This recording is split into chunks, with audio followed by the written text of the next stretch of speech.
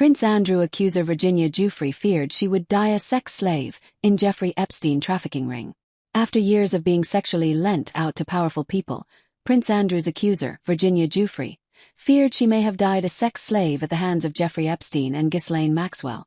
In her upcoming posthumous memoir, Nobody's Girl, a memoir of surviving abuse and fighting for justice, Giuffre, who died by suicide earlier this year, recalled the events that led to her being sex trafficked as a minor by the convicted sex trafficker and his accomplice and wrote of the fear she endured for years. I know about monsters. As a child, I suffered nearly every kind of abuse. Incest, parental neglect, severe corporal punishment, molestation, rape.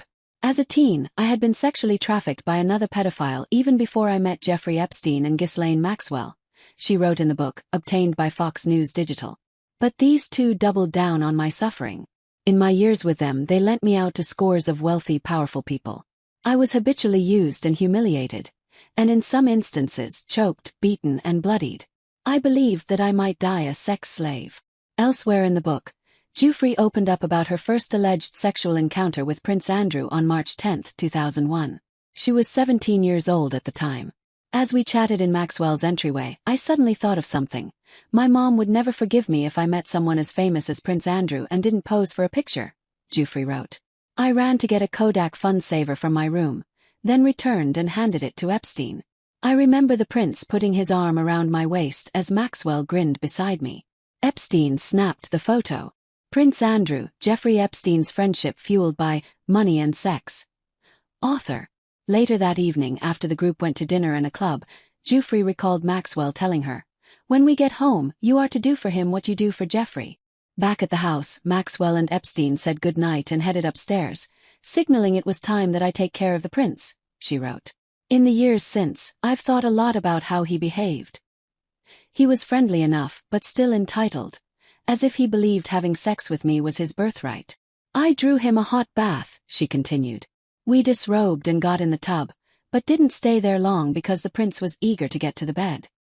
He was particularly attentive to my feet, caressing my toes and licking my arches. That was a first for me and it tickled. I was nervous he would want me to do the same to him. But I needn't have worried. He seemed in a rush to have intercourse. Afterward he said thank you in his clipped British accent. In my memory, the whole thing lasted less than half an hour. The next morning, Maxwell told me, "You did well. The prince had fun." Epstein would give me $15,000 for servicing the man the tabloids called Randy Andy. Giuffre also described two more alleged encounters with the prince. In 2021, Giuffre filed a sexual abuse lawsuit in New York against Andrew, who denied all allegations.